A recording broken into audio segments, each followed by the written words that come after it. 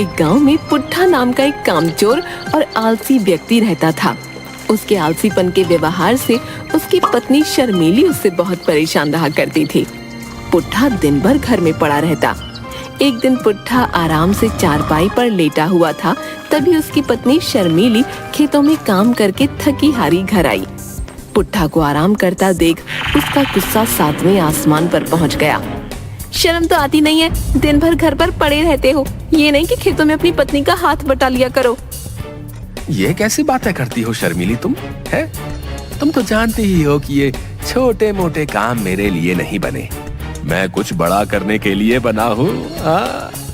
हाँ, बड़े रणवीर कपूर बनते फिरते हो, छोटा सा काम तो होता नहीं है और बातें इतनी बड़ी बड़ी, निठल्ले कहीं के। पूरे गांव में मेरी नाक कटा के रखी तुमने। जब मैं अमीर हो जाऊंगा ना, तब यही गांव वाले तुम्हें सेठानी सेठानी कहकर बुलाएंगे। हाँ, फिलहाल तो मुझे नौकरानी नौकरानी कहकर बुलाते हैं। एक तो तुम कोई काम करते नहीं हो, ऊपर से गांव का ऐसा कोई भी व्यक्ति तुमने नहीं छोड़ा जिससे तुमने उधार ना लिया हो। मैं तो तुम्हारी उधारी देते देते तंग आ गई हूँ। बस मुझे तुम्हारी यही बात बहुत बुरी लगती है शर्मीली, हाँ, कि तुम आते ही पूरा घर सर पर उठा लेती हो। तो क्या करूँ, तुम ही बताओ ना, क्या करूँ मैं? मुश्किल से हमारे पास 2 बीघा जमीन है और 2 बैल हैं। खेतों पर मैं अकेली काम करती हूँ। जब मैं देखती हूँ खेतों में और व्यक्ति कितनी मेहनत से काम करते हैं और उनकी पत्नी उनका हाथ बटाती है, लेकिन यहाँ तो मामला उल्टा ही है। पत्नी काम करती है और पति दिन भर घर में पड़ा पड़ा सपने देखता रहता है। शर्मीली की बात सुनकर पुट्ठा बेशर्मी से हंसता हुआ बोला, अरे बस भी करो शर्मीली, मुझे बहुत तेजी से भूख लग रही है, जाओ जाकर जल्दी से खाना बना दो। हाँ। पुट्ठा की बात सुनकर शर्मीली ने आटे का खाली कनस्तर जमीन पर पटक दिया और चिल्लाकर बोली, खाने को बनाओ, घर में खाने को कुछ है क्या जो तुम्हारे लिए खाने को बनाऊं? 2 दिन से घर में राशन पानी का एक दाना नहीं है, लेकिन तुम्हें इसकी फिक्र है क्या? लेकिन परसों तो मैंने तुम्हारे पास देखे थे।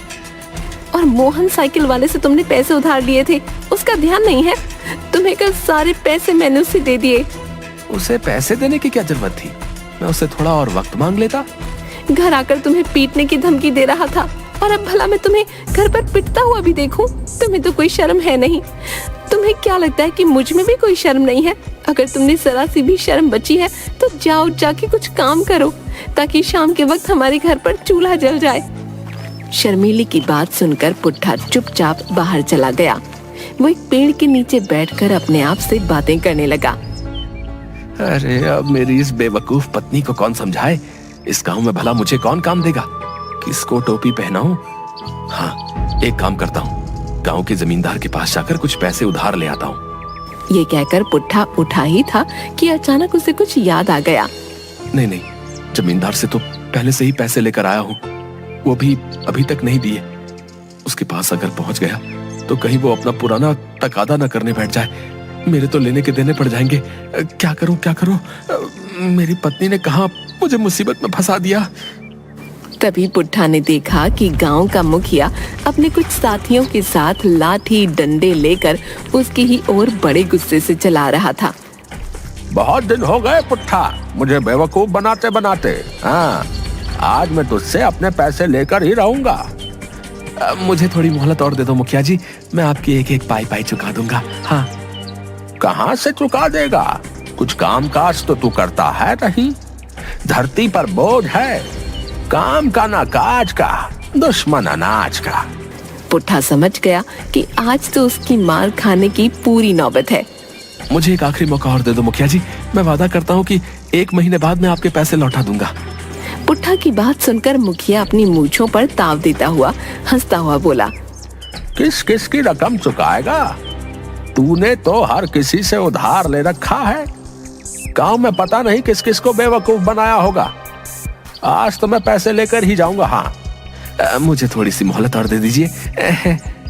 आज या तो अपने पैसे लेकर जाऊंगा या तो फिर तेरी चमड़ी उधेड़ कर जाऊंगा। हाँ, देखते क्या हो भाई, मारो इसे। मुखिया के साथ ही पुट्ठा को लाठी डंडों से मारने ही वाले थे कि तभी पुट्ठा की पत्नी भागती हुई मुखिया के पास आकर खड़ी होकर बोली, इन्हें छोड़ दीजिए मुखिया जी। तुम्हारा ही चेहरा देखकर अब तक मैं पुट्ठा को छोड़ता आ रहा हूँ। तुम्हारा पति धरती पर बोझ है, शर्मिली तुम घर जाओ, मैं संभाल लूंगा। अरे क्या खाक संभाल लोगे तुम? अगर मैं नहीं जानती तो तुम कुत्ते की तरह मार खा रहे होते। पुट्ठा शर्मिली को हाथ पकड़कर अलग ले जाकर आहिस्ता से बोले, तुम शायद मेरी बुद्धि को जानती नहीं हो। हाँ, मैंने इस मुखिया के जैसे कई लोगों को बेवकूफ बनाया। हाँ बनाया होगा, लेकिन मुझे नहीं लगता कि तुम आज इसे बेवकूफ बना पाओगे। आज तो तुम्हारी ठुकाई पक्की है। लगता है तुम्हें अपनी बुद्धि दिखाने का समय आ गया है। तभी मुखिया दूर से पुट्ठा से बोला, ये तुम दोनों पति पत्नी क्या खिचड़ी पका रहे हो भाई? कुछ नहीं मुखिया जी, मेरी पत्नी कह रही थी कि मुखिया जी बहुत अच्छे व्यक्ति हैं, आज इनका कर्जा चुका ही दो। तेरी पत्नी तुझसे ज्यादा समझदार है पुट्ठा। हाँ देखो मुखिया जी, पैसे तो मेरे पास है नहीं, लेकिन मेरे पास 2 मोटे मोटे बैल हैं। मैं आपको एक बैल दे देता हूँ, जब मेरे पास पैसे हो जाएंगे तो मैं आपको पैसे देकर अपने बैल वापस ले लूंगा। मुखिया कुछ सोचता हुआ बोला, अब तूने बात पते की कही है पुट्ठा। मुखिया पुट्ठा का एक बैल ले गया। पुट्ठा ने खुश होकर शर्मिली से कहा, देखा अपने पति का दिमाग, एक बैल का मुखिया क्या करेगा बेवकूफ कहीं का। बेवकूफ वो नहीं तुम हो। वो कैसे? अरे तुम एक बैल से क्या खेत जोत लोगे क्या?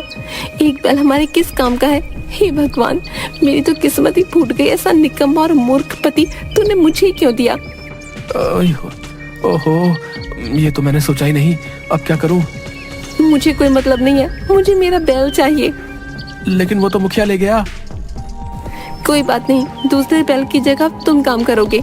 एक बैल से खेत नहीं चलता, और जब खेती नहीं हो पाएगी तो फसल नहीं हो पाएगी, और जब फसल ही नहीं होगी तो हम उसके पैसे कहाँ से चुकाएंगे? दे देकर बड़ी मुश्किल से कुछ पैसे जमा कर करके बीज लेकर आई थी। अब भला इन चीजों का मैं क्या करूंगी? इतना कहकर शर्मिली वहां से चली गई।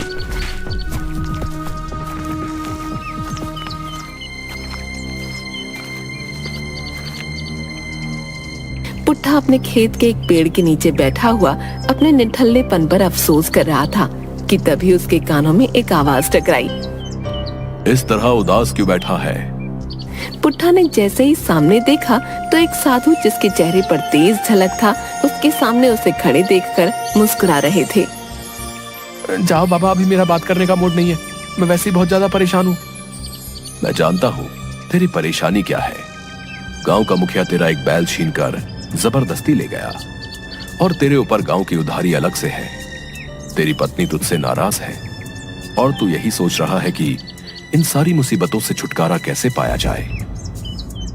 साधु की बात सुनकर पुट्ठा तुरंत उठ खड़ा हुआ और वो साधु के पैरों पर गिरकर बोला, आप तो बहुत पहुंचे हुए साधु लगते हैं, मेरी मदद कीजिए साधु महाराज। क्या आप चमत्कार कर सकते हैं? हर इंसान के अंदर चमत्कार छुपा होता है, बस उस इंसान को उस चमत्कार को देखने की और परखने की आवश्यकता होती है। बोल, क्या चाहिए तुझे? पुट्ठा साधु की बात सुनकर कुछ सोचता हुआ बोला, मेरा एक बैल जमींदार जबरदस्ती छीन कर ले गया है। मुझे मेरा बैल वापस दिलवा दीजिए, ताकि मैं मेहनत करके अपने खेत जोत सकूं और अच्छी सी फसल उगाकर उसे बेचकर अपनी उधारी चुका सकूं। पुट्ठा की बात सुनकर साधु मुस्कुराता हुआ बोला, तू चाहता तो मुझसे धन दौलत सोना चांदी भी मांग सकता था। इसका मतलब तेरा दिल अंदर से साफ सुथरा है, मगर तेरे ऊपर आलस हावी है। मेरी मदद कीजिए साधु महाराज। जो चला गया उस पर अफसोस करने से कोई फायदा नहीं है।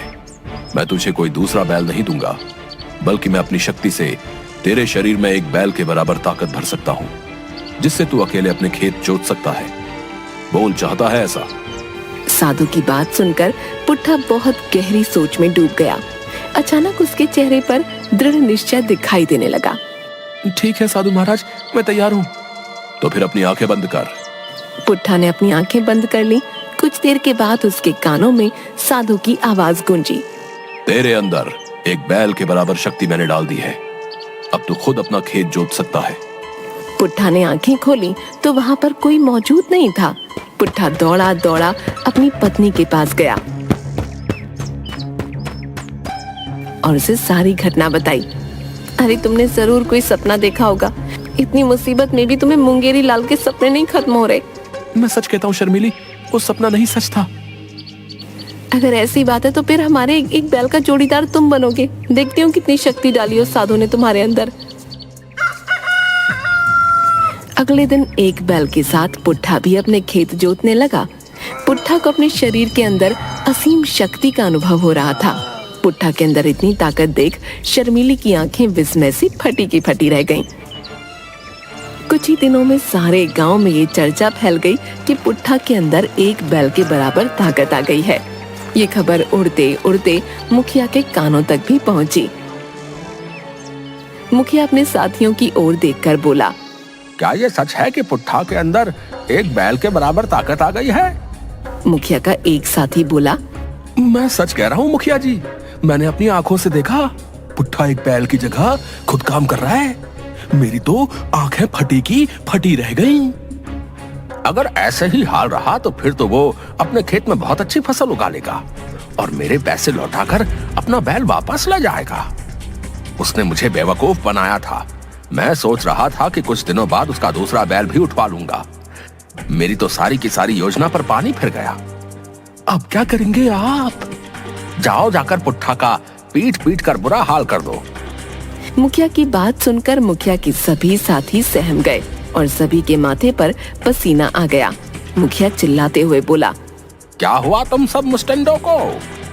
मैं तुम सबको रोज ताजा ताजा मट्ठा और दूध पिलाकर पालता हूँ, हैं? तुम पुट्ठे को मार नहीं सकते?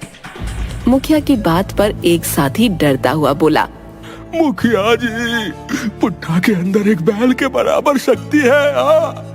अंदाजा लगाइए, अगर हम में से कोई उसे पीटने के लिए गया तो हम उसका एक मुक्का बर्दाश्त नहीं कर पाएंगे। मेरी मानिए मुखिया जी, तो आप भी उसे पीटने का सपना छोड़ दीजिए। अब पुट्ठा वो पुट्ठा नहीं रहा। हाँ। अपने साथी की बात सुनकर मुखिया चुपचाप हो गया। सच तो ये था कि मुखिया भी अंदर से घबरा चुका था। कुछ ही महीनों में पुट्ठा की फसल बहुत अच्छी तैयार हो गई और उसकी फसल बहुत अच्छे दामों पर बिकी। पुट्ठा तुरंत पैसे लेकर मुखिया के पास गया। ये लीजिए मुखिया जी, अपने रुपए, और कृपया करके मेरा बैल वापस दे दीजिए। मुखिया ने डरते डरते पैसे लेकर पुट्ठा का बैल वापस कर दिया। पुट्ठा के घर पर अब खुशहाली आ गई। धीरे धीरे करके पुट्ठा ने सारे गांव वालों की उधारी चुका दी। लेकिन पुट्ठा अब रात में भी एक बैल के साथ मिलकर लगातार काम करने लगा। अब उसकी पत्नी उसके काम से परेशान हो गई। बस भी कीजिए, अब थोड़ा आराम तो कर लीजिए। नहीं, मेरे अंदर असीम शक्ति है, मैं नहीं रुक सकता। अरे लेकिन फसल तो कट चुकी है, बीज अभी बोए नहीं है, खाली जमीन पर हल क्यों चला रहे हो? क्या? कोई बात नहीं, मैं दूसरे के खेत में जाकर हल चलाऊंगा। शर्मीली अपने आप से बोली, हे भगवान, ये तो अब रुक ही नहीं रहे, ऐसे तो इनकी हालत खराब हो जाएगी। शर्मीली एक दिन उसी पेड़ के नीचे उदास बैठी थी कि तभी वही साधु फिर से प्रकट हो गए। क्या हुआ बेटी, क्यों उदास बैठी हो? पुट्ठा की पत्नी हाथ जोड़कर उन साधु के सामने खड़ी हो गई। मेरे पति को एक चमत्कारी साधु ने एक बैल के बराबर शक्ति दी थी बाबा, मगर अब वो रुक ही नहीं रहे, लगातार काम कर रहे हैं। शर्मीली की बात सुनकर साधु हंसते हुए बोला, मैंने ही वो शक्ति दी थी। लगता है एक बैल की जगह 2 बैल की शक्ति दे दी उसे। कुछ कीजिए ना साधु महाराज, ऐसे तो मेरी हालत खराब होती जा रही है। मैं खाना बनाते बनाते तंग आ गई हूँ। वो पूरे 10 आदमियों का खाना एक वक्त में खा रहे हैं। जैसी तुम्हारी इच्छा बेटी। इतना बोलकर साधु ने एक चुटकी बजाई और वहाँ से गायब हो गए।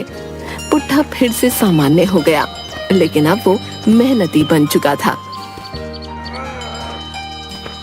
अरे थकावट सी हो रही है, थोड़ा आराम किया जाए। शर्मीली, सुन जरा, पानी ला इधर।